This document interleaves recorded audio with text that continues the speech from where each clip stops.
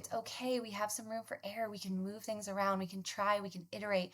We can always try again tomorrow. So reframing our work as a practice.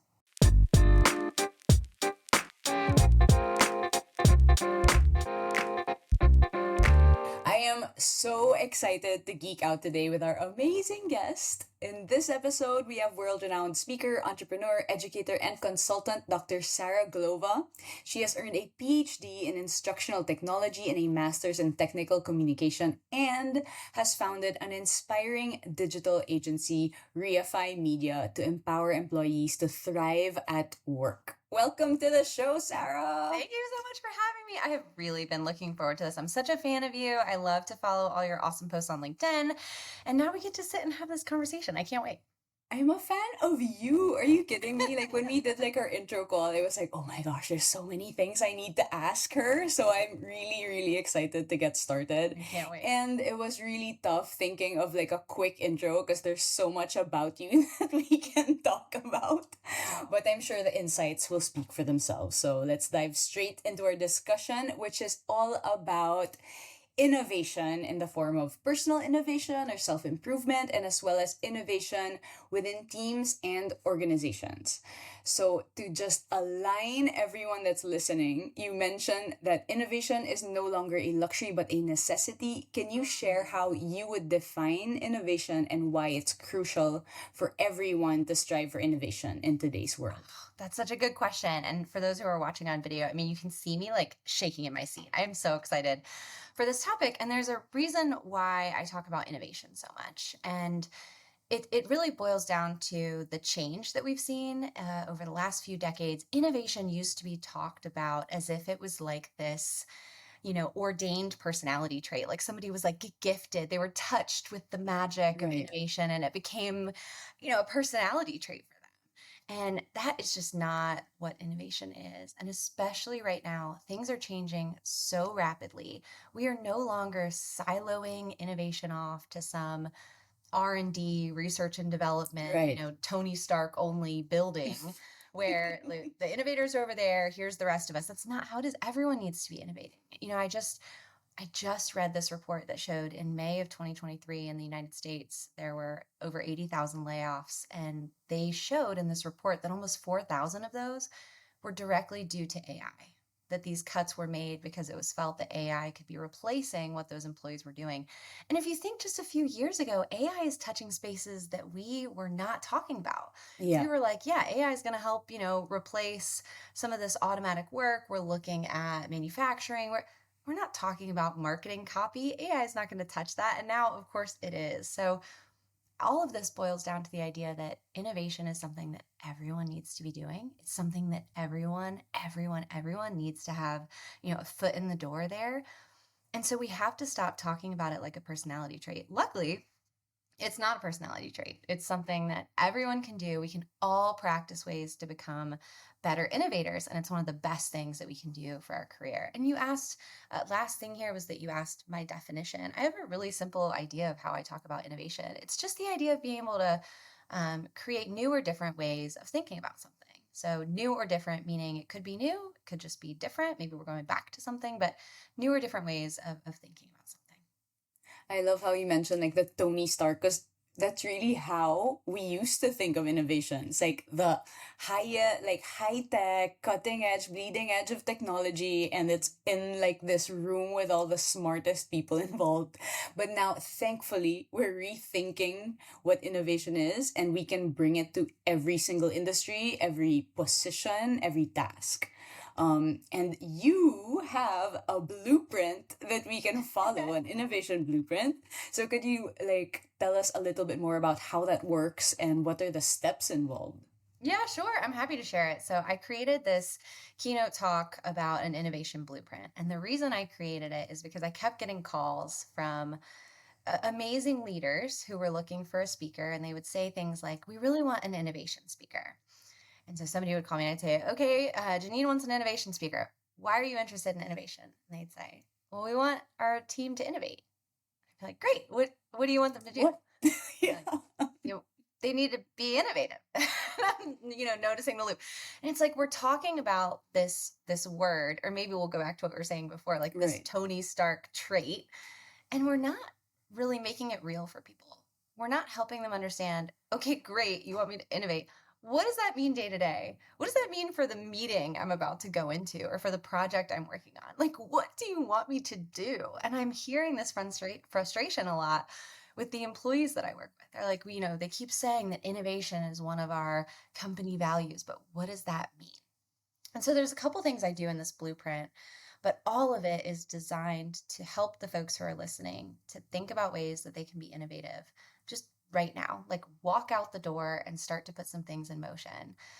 And I think that's what's missing in a lot of our conversations about innovation is what does this look like day to day? What does this mean for people? And so I'll give you just a couple things to take a giant keynote and put it down into a quick Okay, answer. let's do it. I'll give you a Got couple my things. pen. Okay. One of them is, curiosity is absolutely key. So the ability to be curious. And so I encourage people to enter this space where, everything is a question. And so if you come to me and you're like, these are the numbers that we want to see from XYZ project. And I'm curious and I'm asking, why are those numbers important? Who are those numbers going to impact? What are the things that we've done in the past?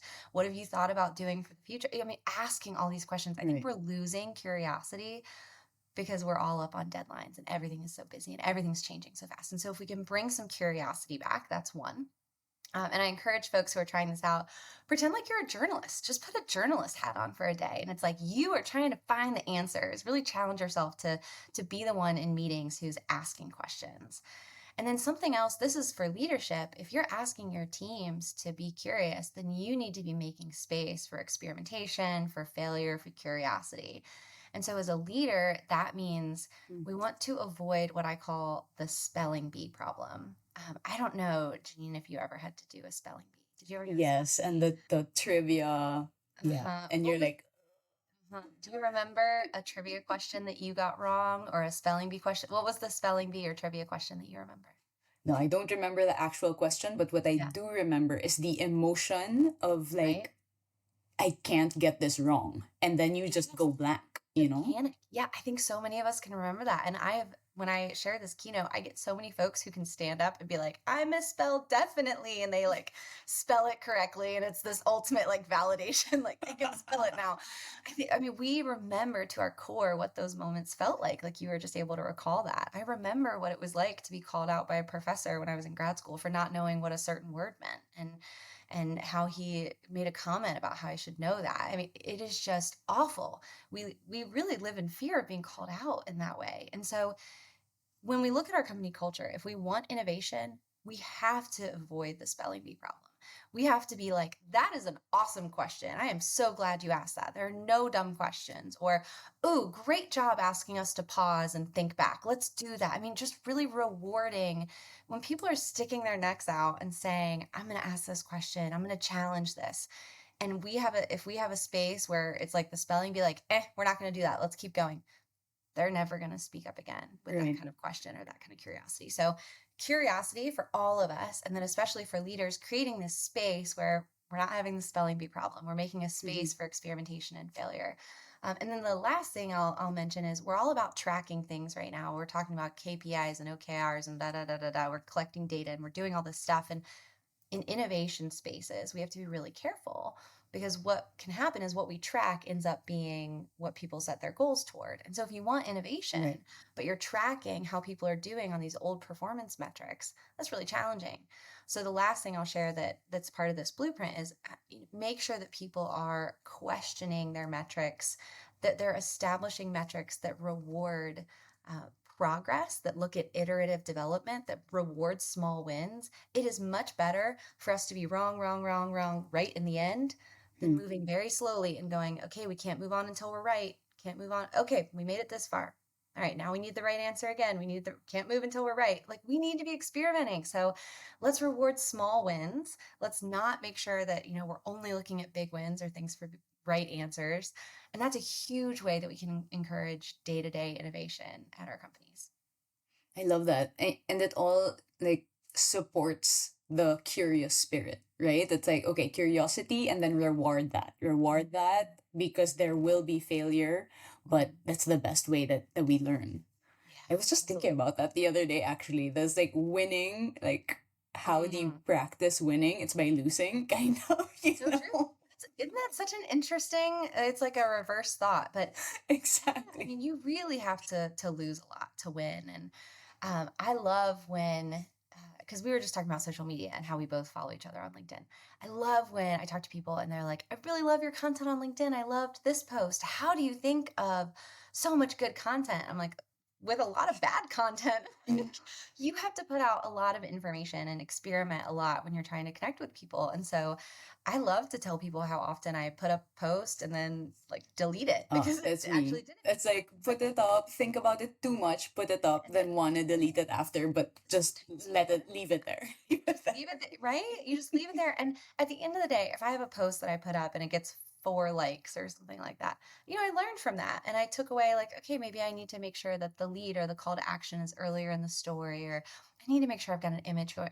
It's all something that you're learning from. So I Exactly. think the way we're Gotta talking about be ready failure, to fail a little bit. yes, it's important here. And I even encourage folks, instead of talking about it like failure, it's either a win or a lesson learned.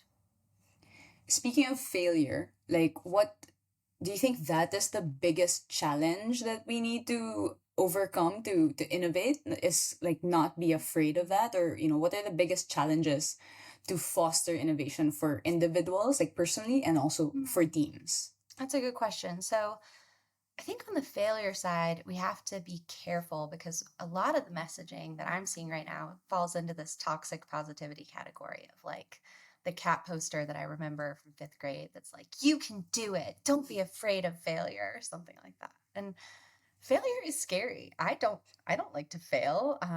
I fail a lot because I try new things a lot. Doesn't mean I like it or that it gets easy. And so I think the first thing we have to be careful with is when we're reframing failure or talking about experimentation, if we put the message out there that's like, you shouldn't be afraid to fail, then people who are trying to be innovative, who get some bumps and bruises along the way, they might think to themselves, oh, I'm not meant for this. Failure hurts me too much. It doesn't seem to affect these other people, but I really put myself out there. It hurt when it didn't work. Maybe I'm not supposed to be innovative. And that's not true. We need people who care enough about what they're putting out to be affected if it fails or wins. I mean, that's not a bad thing. What we're reframing is not the emotion around it. It's just what we do with that. So I am allowed to be upset if I put a LinkedIn post out there that I spent a Right. lot of time working on and it gets 4 likes, especially when the next day I put up one of like my son eating a popsicle and my lessons learned about that and it gets like 120 likes. I'm like, okay, popsicles are the win? I don't know. We can care about that stuff. That's fine. What you can't let it do is stop you. So that's the difference. So for Right. especially when I'm talking to like my young students or my up and coming leaders, the message is not that you can't be affected by failure. It's that you keep going anyway. You're going to get that confidence not because you're so good that you'll never fail, but because you believe no matter how good the failure was, you're going to be able to bounce back. So that's a really important. But you asked about the biggest challenge that we need to foster innovation. And while I think that failure piece is important, I honestly think it's more growth mindset. So that there's some great research into mindset that looks at a fixed and growth mindset. And it's been well researched now. And so I won't bore you with the summary, but the basic way I I describe do it is not get bored, Sarah. Go. okay. Okay. I love to talk about it with my kids. We talk about growth mindset a lot because my son might say, I'm just not good at math. And I'll say, yeah, I see that you're struggling with this. And so we haven't learned this yet. And that's how we reframe it. It's not that he's not good at math, he just hasn't learned this yet. That's the difference between a fixed and a growth mindset. So a fixed mindset is, there's a thing that I'm not good at. I'm not good at this thing. Growth mindset is there's a thing I want to be good at and I'm not good at it yet, but I believe in my ability to learn. And I think that growth mindset is missing from a lot of spaces. People show up and they give it a try. It's not, it's difficult maybe, and they feel like, oh, I'm not supposed to be here. And so I think the growth mindset piece is really important for unlocking our full potential. To your question, we have to go into spaces knowing things are going to be hard, things are going to be difficult, and that's okay. It doesn't mean that we're not supposed to be there. It just means that we're not good at it yet.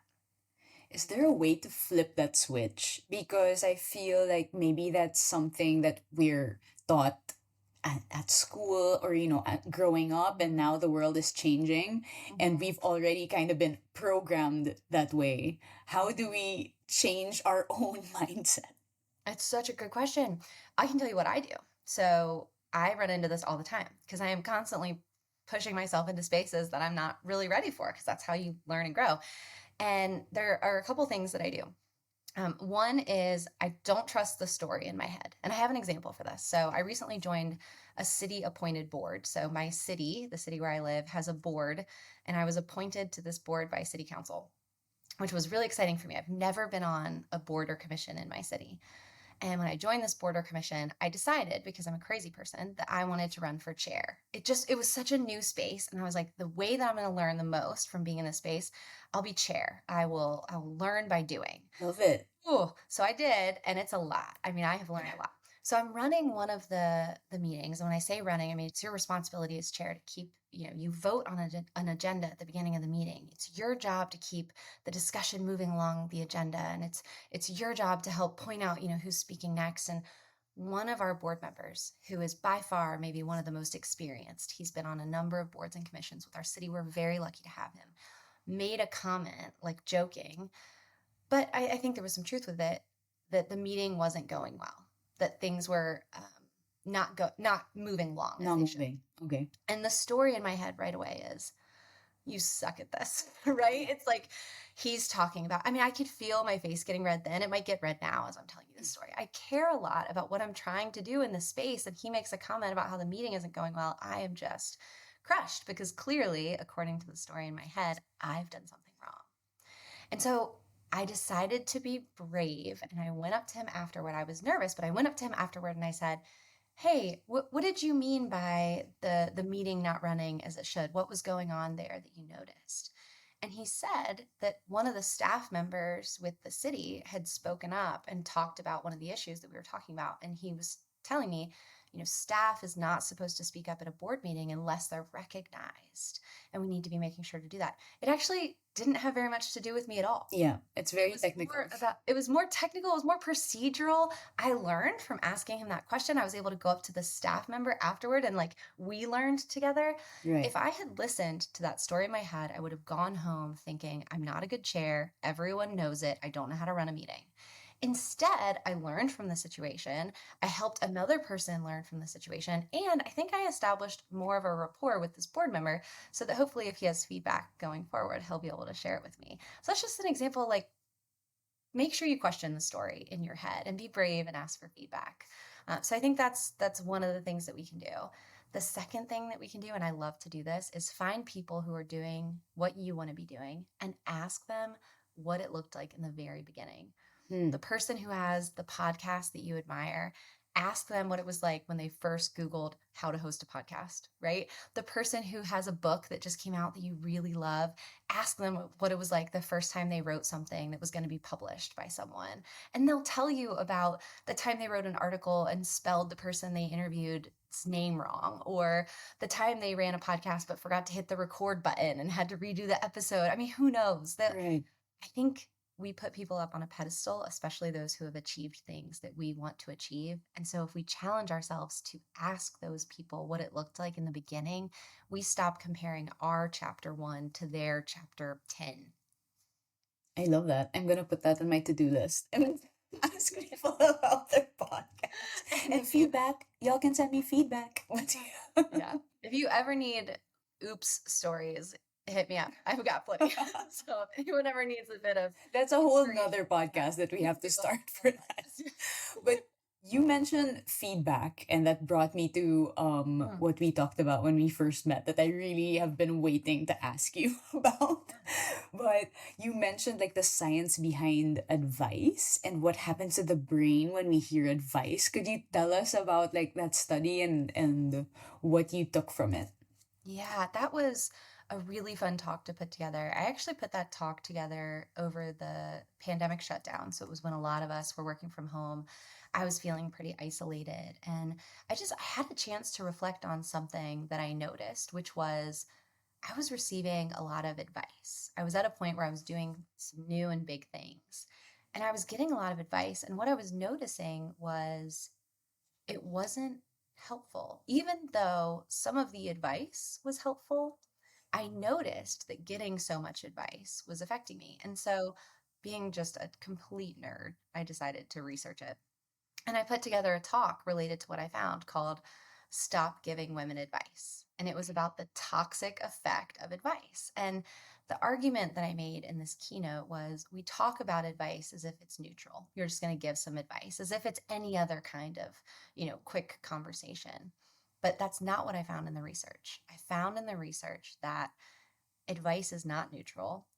If you give someone advice, the act of giving advice makes you feel a sense of influence over that person and a sense of power internally, even if that person doesn't take your advice.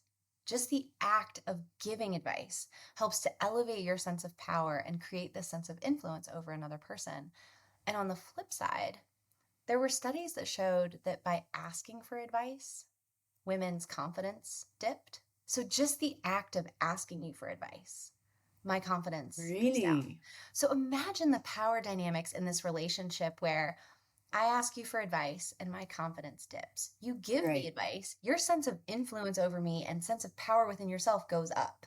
So think about the dynamic in that relationship that really we don't talk about this. We talk about, oh, just gave her some advice as if it's neutral, and it's not. So what Yeah. I find when you talk about what's the effect of this on our brains, what I'm noticing and what I've heard from a lot of women is when they go into spaces where they get a lot of advice, they feel judged as they walk into the space because they're aware that they're being observed and that people are ready to give them feedback. They feel judged, and it makes it more difficult for those people to innovate, to be creative, to fail. They are more nervous. I even saw some studies that showed receiving advice, especially unsolicited advice, can activate the fight or flight response Mhm. that people can Yeah, I have can in imagine that. Yeah. dangerous situations. Yeah. So, one of the things that I think is really connected to this study is the idea that, and this was a really popular talk last year, it's this quote of, we expect our girls to show up perfectly. We allow our boys to be messy, to experiment, Mm. but we expect our girls to show up perfectly. And the study came that this quote came from, it was a coding school, and there were all these girls who were learning code, but the teacher would go up to their coding stations and their screens would be blank, and the girls would say, I don't know what to code. And so the teacher would say, you know, just looking at this screen, I would assume that you've been sitting here not doing anything for 10 minutes. But the teacher would do, Control Z, undo, and all this code would come up. The girls Mm. were so afraid of showing up with a mistake that they deleted all their work before it could even be looked at. And so when Wow. we talk about this idea of, okay, so giving advice isn't neutral, but is it really toxic? If we're expecting our girls to show up perfectly, and then we're putting them in these situations where they are aware that they are being observed and judged, and their confidence is dipping every time they have to ask for help, yes, this is toxic. Right. And so the main idea of the keynote was to try to get leaders to question how they give advice. So now if I have a student who comes to me and says, I'm really nervous about giving a presentation, what can I do to not appear so nervous? I know that that person's confidence could have just dipped because they had to ask me that question. And so instead of saying, I've got some breathing exercises you can do, Mm. these work really well for me, I say, oh, that's a great question. That's a really great question. What are some things that have worked for you so far? What have you tried? And then giving that person a chance to talk a little bit about their experience and what they've learned. And what's so interesting is sometimes the students will say, well, I've been trying these breathing exercises and they kind of help, but I'm still nervous. Now, if you imagine that student who's already tried breathing exercises, if I had said to that student, Right. you do some breathing exercises, that student hears, oh, I'm already trying what she said, so I must just not be good at this. I I asked her for advice. She Right. told me what I already know. I guess I'm just not going to succeed here. So we just really have to question our instinct to give advice and keep some of these power dynamics in mind. And I love that technique because it essentially you have the person give themselves advice, right? And rethink it and kind of like build their confidence up a little bit. But that's also really interesting because at work in organizations, everyone talks about feedback, how important feedback is, and how we should be giving feedback, like down, from down up down, whatever. And it actually affects the power dynamic in organizations. So I'm gonna be keeping that in mind, and we should all keep that in mind, right? I Like think when so giving too, feedback. when giving feedback. But hey, to your point, we're seeing in the research, people want feedback. There's some research that shows that folks are more willing to stay in a job if they have quarterly performance reviews, like the Right. act of receiving feedback. And it's because people are hungry for information about how they're doing. But I think we need to be careful. I think people want feedback because a lot of times they want to know if their work is being recognized, if it's being valued, If if it's it's valued, yeah. impacting anything. And I think a leader who confuses that desire for my work to be connected to something with, oh, Sarah wants feedback, that's really dangerous. Because if I'm coming to you hoping that quarterly you're going to tell me how the work I do every day affects this organization, what impact it's had, and instead you tell me, I think you need more executive presence, Sarah. I've noticed, in meetings you say sometimes. Do you want a speech coach to help you with that? That is incredibly not what I'm looking for. Just does not hit the mark. So I think we need to be really careful there. Yeah, we've explored this topic a little bit with Karen Weeks, who you know from the Shine Network, Love and Karen it Weeks. was Yeah. really like helpful. And I never thought of wording things the way that she would, so that was really helpful. And you also have a background in communications and writing, and actually, listeners, I learned about Sarah from Karen, so I wanted to touch on the topic as well because you use writing Mm-hmm. to help unlock innovation. So, and you mentioned this in the past, like in a while ago, about being a journalist and having like a mind of a journalist. So could you tell us a little bit about how you use writing to facilitate innovation? That's a great question. I really appreciate that one. So I did. I started my career teaching writing at NC State University, and I focused mostly on students who are in business or engineering. And I loved it because these are students who overall are not super excited to sign up for a writing course. They that's not their favorite subject. That's not why they went into business or engineering. And so one of my first jobs with them when I would get a new cohort every semester would be to convince these students, "Hey, you're going to have to write at work." And these wonderful students would be like, "No, I'm going to be in business. I'm not going to write. I'm going to Now they're be an gonna say, engineer." let the AI do it. Right. Yeah. Yeah. Especially now. Right. And I mean, I love an AI tool. So I say, yes, of course, GPT can help you for sure. But you're going to have to write some of your content on your own. And so what I encouraged them to think about was this idea that they could have the most amazing, amazing ideas and work. But if they can't communicate it to others and collaborate with others, then it's not going to be seen. It might as well not exist. You have to be able to translate what you do for other people to understand. And that's where, I think ChatGPT can be a really incredible tool, but it will give you what you ask for.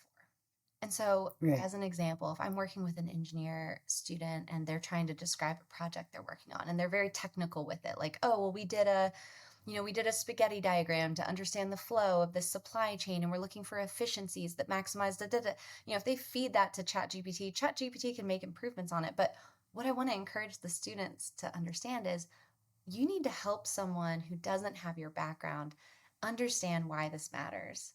Why is it important that we improve the efficiency here? Who is this going to help? What is the impact it has?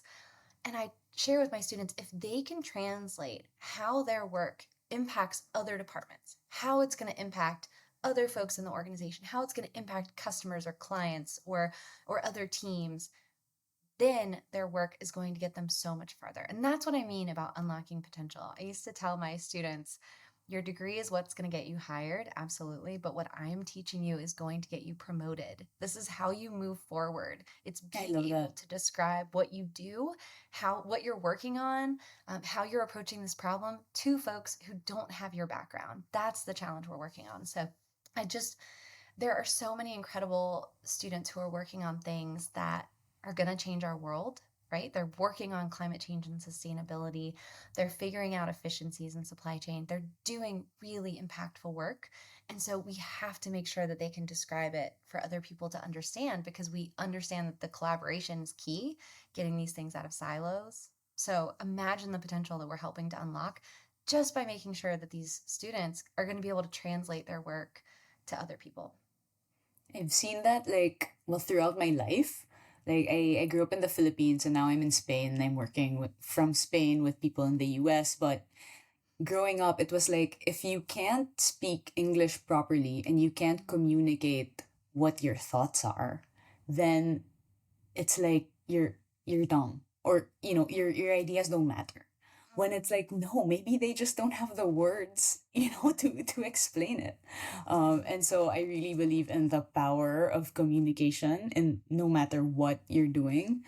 And thank you for for like training more and more people to you know Yeah, that's a create really more value for their beautiful work. example that you shared. And it gets to something that's a lot deeper, which I think is the stereotypes that we put around, whether people communicate in a way that we think represents what success looks like. There's a lot that we could unpack there. But I'll say I worked with a lot of international students when I worked at State. And one of the things I noticed is that often the international students were more concerned about grammar and proper speech. And I would encourage them and give them any resource that they asked for, while at the same time encouraging them to use their voice and not to be afraid. If they use the wrong word or put a comma in a place that doesn't matter, as long as they are working really hard to understand the other person, focus on the person you're trying to communicate with. What Right. do they know? How can you say it in words that they understand? Don't worry about your commas. You already speak better English than I speak Mandarin. So I think that I can respect what you're doing here, rather than focusing on that comma, really focusing on, okay, what does this other person know, and how can I help them learn about what Yeah, I'm doing? how can I connect to them and have them understand And what I I'm think trying to say? that took a lot of pressure off a lot of the students. I think that let's focus on the other person rather than putting the spotlight on me. And so, if that's helpful for anyone to hear, I do think that the workplaces are finally changing and really rewarding that connection over correct syntax and grammar. That is helpful to me and that helped me a lot learning Spanish even. Yeah. Like okay, my focus is expressing myself in a way that people understand me, not the grammar. And Not it's getting worked. it I think perfect. This connects people back to people experimentation. say that they get what I'm trying to say. They I'm also do. very animated, so it works. That's right. You can Okay. use your animation, but I think it connects. You This gotta, connects to use your hands. hey, that's So important good too. in Spanish and Italian. It's connecting to this idea that we talked about with failure, right? If we're worried about we're only going to speak if we can show up perfectly, that's really going to hold us back. So this idea of I'm going to try to say what I mean, and it might take me a little while to get there, but I'm going to focus on you and connecting with you over whether or not I use the perfect word. I think that's really important. I love that. And we're going back to the beginning of having the growth mindset Yeah. on fostering innovation. My next question, I mean, you have a PhD in instructional technology Mhm. and you have experience with developing training programs. What role does technology play in fostering innovation and in having this growth mindset? That is such a good question. And it's fun because you're connecting all the things that I work on, and I don't get a chance to do that very often. So, to your Yeah. point, so my background in instructional technology, that primarily comes into play with my company. So I've had Reify Media for over 10 years, which is crazy. And we focus on e-learning and online training to create adult education. So a lot of corporate training, onboarding. We're doing a course right now on forklift safety training, which is a new area for me. I'm learning a lot. So, to your point, what can instructional technology, this idea of leveraging digital media to instruct, what can that teach us about innovation? And what can that teach us about the intersection of technology and learning? I think the thing that I've learned in this last 10 years is the power of technology to put the user back in control. So if I was creating a course, for example, on how to develop a podcast, and let's say I'm an award-winning Spotify top 100 whatever podcaster.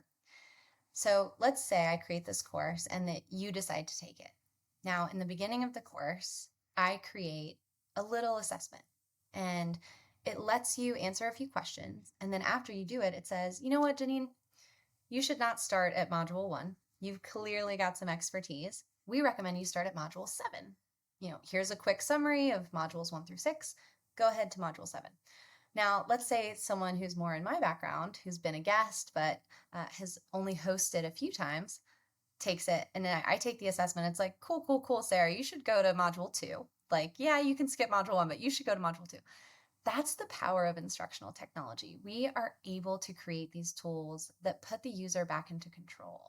When I would work with these international students in my course, one of the things that I would always do is have this huge bank of information that was optional. So if a student was taking one of my courses and I mentioned something, I don't know, like, writing a memo or something, and they're like, you know what, I've never written a memo. What does a memo look like? I had in this repository these little quick modules they could do for refreshers on that kind of content. I didn't make everyone do those, but they were there for the students who wanted them. Right.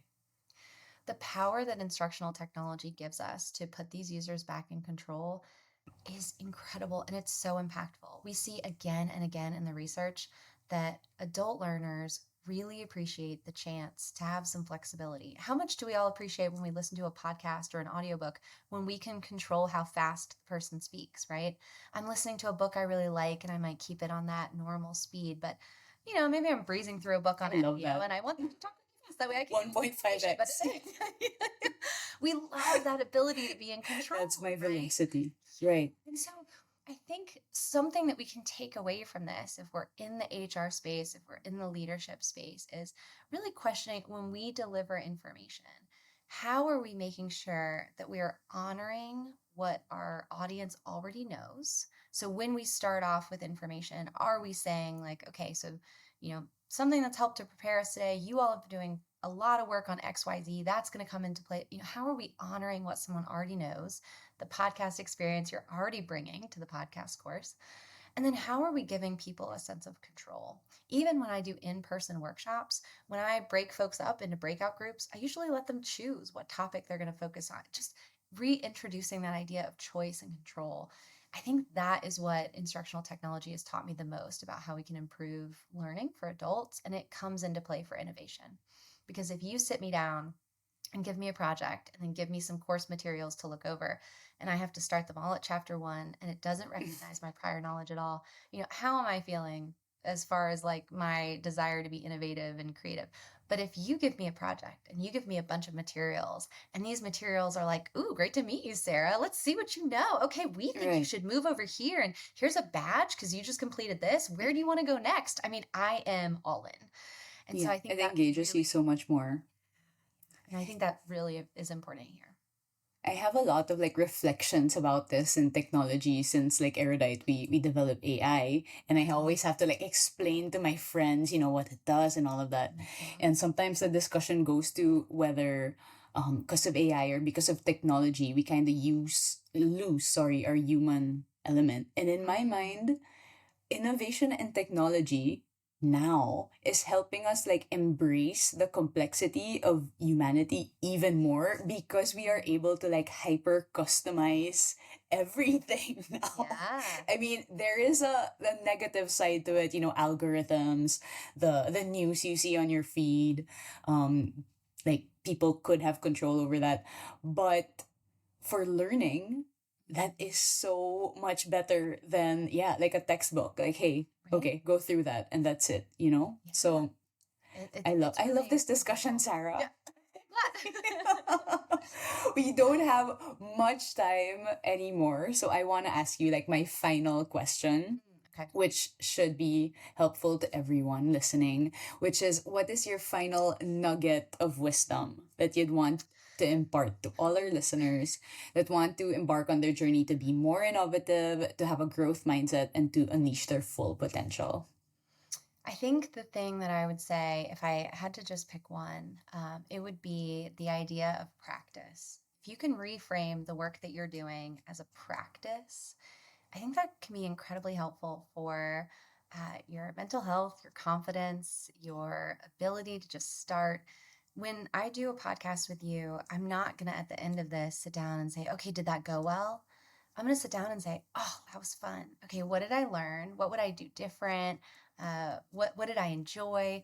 If everything is a practice, then you're not looking at things as wins and losses. You're looking for improvements. And so, when we talk about yoga, we talk about a practice. In what world is there like a perfect yoga session where you're like, I nailed every pose? I don't think that yogis talk that way about yoga. It's a practice. And so for me, when I started my career and was approaching things with a lot of anxiety because I cared a lot about my work and I wanted to show up as smart and confident.